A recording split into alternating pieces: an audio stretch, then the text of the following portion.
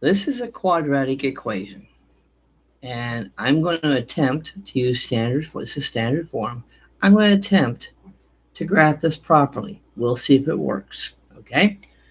Now, remember first of all that this represents A, this represents B, and this represents C. All right. Now, when you're dealing with the axis of symmetry, you're using x is equal to minus b over 2a. That's the formula. They're called the vertex formula. So what are you looking for? A, B, and C. B is 4. B right here is 4. It goes right there. So it'll be negative B, negative 4 over 2 times A, which is going to be 1. So you got 2 times 1. That's A. See, you got the x right there. It's all by itself. That means it's a 1 next to it. So the A is going to be 1. So negative 4 divided by 2 gives you negative 2. So we got negative 2 is our B, right? We start off here with negative 2. So we go here to this is negative 2. Our vertex, or not vertex, our axis of symmetry is going to be like this. It's going to go right to the x-axis, go right to there like that, at negative 2. That's going to be the dotted line. It's going to go through the x-axis, right?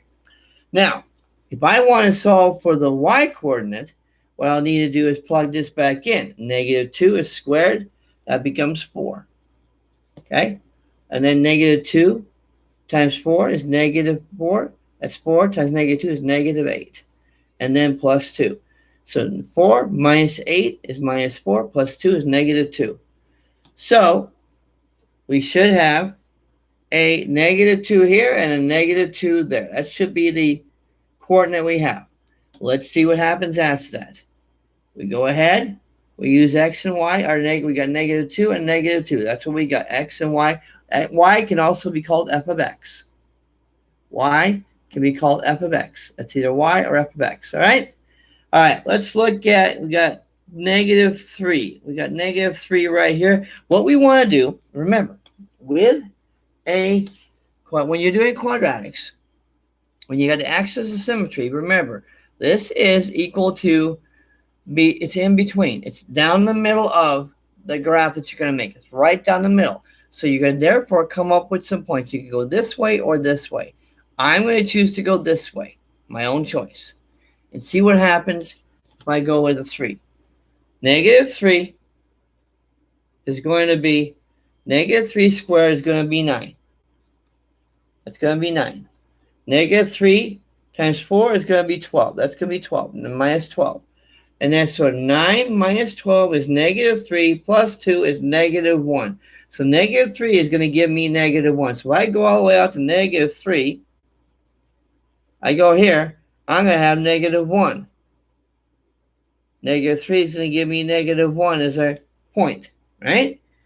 Now, if I say make a negative 4, say it's a negative 4, I put negative 4 in here. Negative 4 times 4 is 16, right? Negative 4 and then 4, 16. Wow. So you got, what the heck? Dang it, I did it again.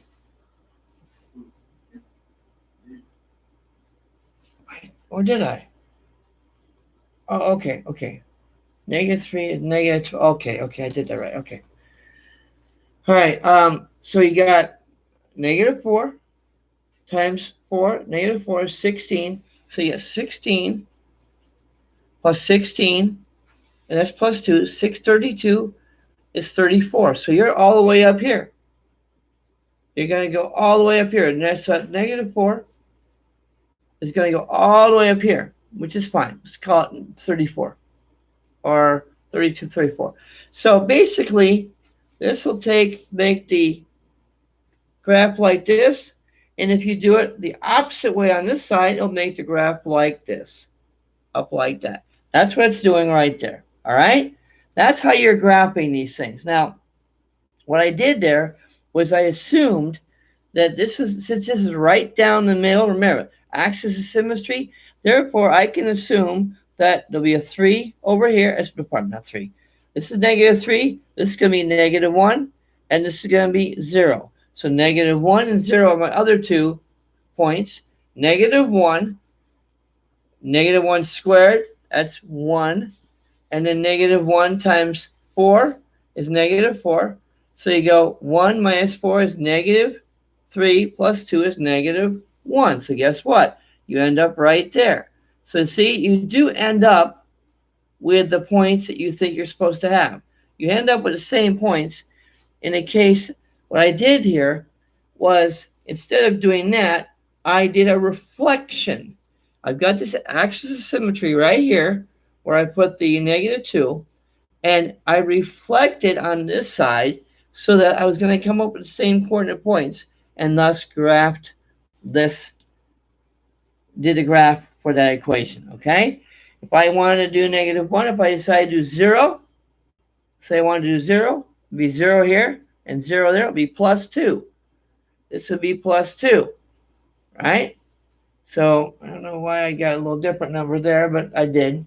This would still take me all the way up this way. We'd go in the same direction, all right? So I think I did that a little bit better, a little clearer. We'll continue to work on it. But I think that's a little better than I did the last time. Thank you very much. We'll do this again. Thanks for watching.